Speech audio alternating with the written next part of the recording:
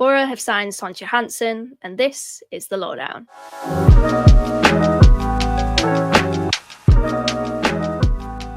So then, Boro's fourth signing of the summer transfer window sees Sontje Hansen join the club from Dutch Eredivisie side Nijmegen. The 23-year-old has joined on a 4-year contract for a rumoured fee of €3.5 million.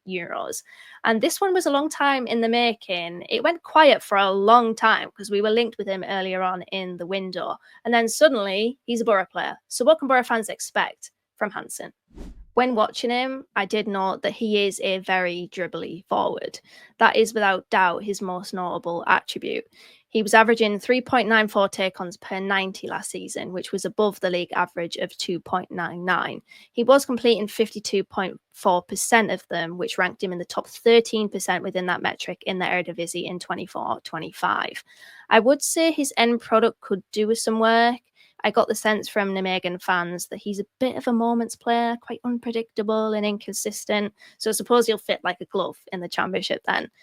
If you've listened to this podcast for long enough, you'll know that we whack on about ceilings and flaws. And I think because of Hansen's inconsistency and his unpredictability, I don't suspect he'll raise Boro's floor, their low level, all that much. But he does give us a ball-carrying threat, which, when you know the likelihood of Boro still losing Hayden Hackney in the summer, is a particular positive.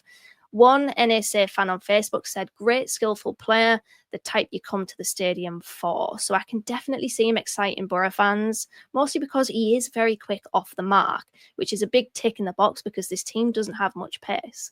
How Boro will utilise that, though, will be of interest. Personally, for me, I think he'd be a great option off the bench against tiring legs or when the game is quite open or when the opposition are pushing up and leaving gaps between the lines. He has played on the left and on the right, but ventures a lot into the half space. So despite him being marked as a winger, I have no reservations about him fitting into Boro's formation. One thing I did notice, though, he's not the most secure dribbler. I can see him running into problems, the ball getting away from him, or his touch being a little bit poor. In terms of link-up play, he did say in his first Boro interview he likes combinations. I could definitely see that.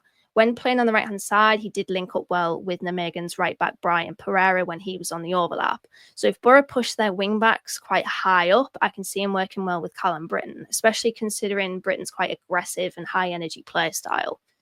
Hansen likes to show for the ball, so he quite often drifts into deeper areas to find space to receive a pass. And I kind of thought off the back of that, could he be key in bridging the gap between Boro's midfield and front three? Because one thing that we've noted in the first two games is that gap has been far too big. The big thing with Hansen is space. Give him space to dribble into, and I think he'll do well. Although he has good upper body strength, considering he's like 5'8", I wouldn't really back him to receive under pressure and get himself out of a tight situation. So what do Nijmegen fans think of Hansen then? Well, we asked a few of them on Twitter just to gain a little bit of insight on Boro's new man. And firstly, Stefan says, when this player is in form, he is really good. Hopefully for you, he is more often in form and fit than with us. First mention of a lack of fitness there, which is honestly not great considering Boro's recent injury history. Second opinion here, a great player, big talent, can create something out of nothing. I suppose that harks back to what I was saying about him being a moments player. He can be your best player, but only when he is in the mood. Has some problems to keep up with the professional lifestyle off the pitch, even simple habits like drinking water. Not even joking. That's pretty interesting. Third opinion from Chris, 1 or 2 screamers a season and a lot of frustration. And finally from Yuri, all the talent, no stamina, injury prone, unprofessional off the pitch. So that's quite a mix, although he is held in decently high regard because he did score against Vitesse, who are Nijmegen's arch rivals. So I suppose there's some cult heroism going on there. Interestingly, when I was researching about Hansen, I did come across this article from ESPN Netherlands. It was basically a commentator and an analyst speaking about the departure of Hansen. The commentator was saying that Nijmegen's director of football, I think, deserves a statue for getting the amount of money that he has done from this deal. Again, as I mentioned, reportedly €3.5 million and whatever that is in pounds. And then the analyst, I'll just read you what I read in the article. This Zwagaman, what a name, by the way, that is the analyst that we speak of here, explains why Hansen barely appeared in the plans of NSA coach Dick Schroeder.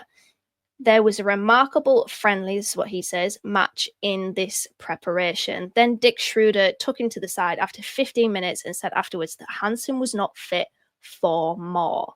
Schroeder asks a lot from his players and certainly from the outside players, the wide players, who have to cover the entire flank. Hansen quickly went out of picture for that role.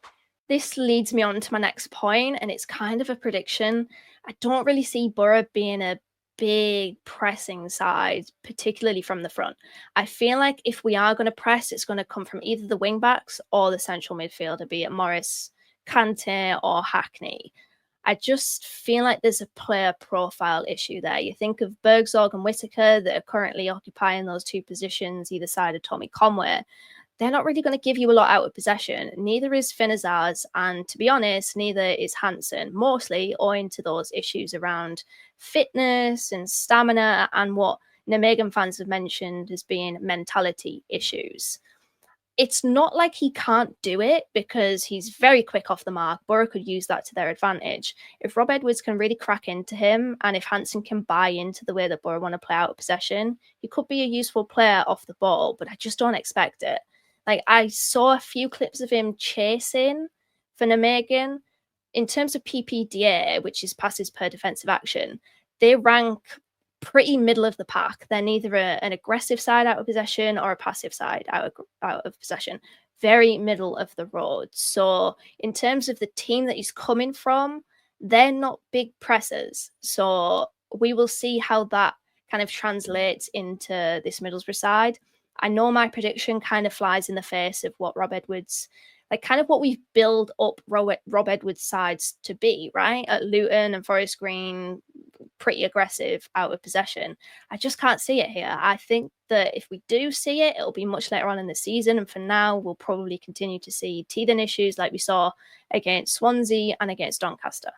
So then, just to overview Sontje Hansen's key strengths and areas to improve, I definitely think his ball carrying and definitely his speed are the strengths of Sontje Hansen. I kind of see him as a bit of a chaos maker, a disruptor. Players will be magnetised to him because of his ball carrying ability. They'll be trying to stop him, basically. And whilst they're trying to stop him, they'll open up space elsewhere for either midfield runners or for Tommy Conway. So I do see that as being a really good weapon in Boro's armoury there. And then also his link-up play is pretty good as well. Just to connect the lines where we've seen Boro struggle in the opening two games of the season. In terms of areas of improvement, definitely consistency. I want to see more consistency from this Middlesbrough side. So the fact that we've signed a player that has been marked for his inconsistency is not the best, but that's not to say that Sontje Hansen can't become consistent. He just needs probably maybe an arm around his shoulder, a fresh start, which is what he's got here at Middlesbrough. Fingers crossed that we can see more consistency from him, because I think that he's the type of player that can really excite Boro fans, but he can also probably frustrate them in equal measure. As well as that, first touch, I think, could be improved upon. There's times where he's just a little bit, it's like a little bit loose. It just opens up that space, that split second for a defender to stick his foot in and to win back the ball. So I'd say that needs a little bit of refinement. He's a bit clumsy on the ball. If you've listened to this podcast long enough, especially the lowdowns, you'll know that I'm not a big fan of an insecure dribbler. I think it kind of makes them a little bit at times vulnerable on the ball and kind of weighs into this discussion about frustration. And then again, I would probably say his end product. He's traveling at such speed, and it's not really a surprise that his end product can go missing at times, passes going a little bit astray, but I think that's definitely something that he can work on. Moving on then to the final segment of this lowdown, my rating out of 5. Honestly, I think Sontje Hansen could be anything. He could be a hit on T-side, but he equally could be a miss. I think he'll excite and frustrate in equal measure, but I like his player profile. I like his skill set. I like what he can offer us. I just hope that he is on his day more often than he isn't, because when he's on his day, I think he has the ability to win a game for Middlesbrough. When he's not on his day, I think he could be a passenger. So fingers crossed we see more of him winning games for Middlesbrough than just kind of being anonymous during the match. So I think I'm going to go pretty in the middle here, between 2.5 and 3.5 for me, but I'm going to land on a 3. And that will wrap it up for this lowdown. If you've enjoyed it, please give it a like. Give us some feedback. Are you enjoying it? What would you like to see from these lowdowns instead? If there's anything that we can improve upon, please let us know. Feedback is majorly important. We will probably be back with another lowdown very soon if reports are to be believed. But until then, take care and up the Boro Breakdown.